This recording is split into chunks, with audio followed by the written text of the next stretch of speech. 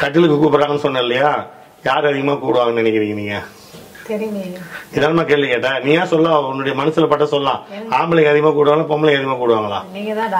நான் டாக்டர்மா, நீ ஒரு பொதுவா ஒரு பெண்ணா சொல்லலாம்.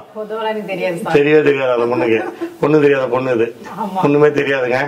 சரி, பெண்களை பொறுத்த வரைக்கும் எப்பயுமே சொல்றேன், மகாலட்சுமி மாதிரி.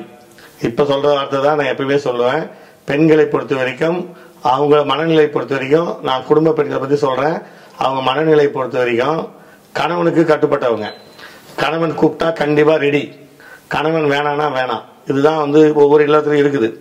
கணவன் ஆசைப்பட்டாருன்னா அது எந்த நேரமா இருந்தாலும் சரி, அவங்க ரெடியா இருப்பாங்க. ஆனா மனைவி அதே மாதிரியே பாத்தீங்கன்னா, கணவன் மேல ஆசைப்பட்ட மனைவி இருக்காங்க, ஆனா கூப்பிடுறதுக்கு கொஞ்சம் கூச்சப்படுவாங்க. ஒரு பெண் நிலை எப்படி, பெண்மைன்னு சொல்றாங்க, ஒரு சிலர் கூச்சப்படுவாங்க. ஆனா அது கணவன் மனநிலை அறிந்து அவர் ரெடியாகி சந்தோஷமா இருக்கலாம் இருக்காங்க.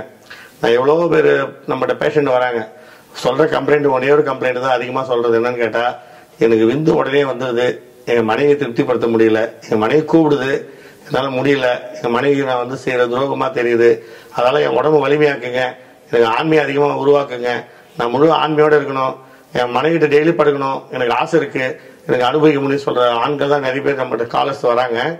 அவங்களுக்கு நாங்க என்ன பண்றோம் அப்படின்னா,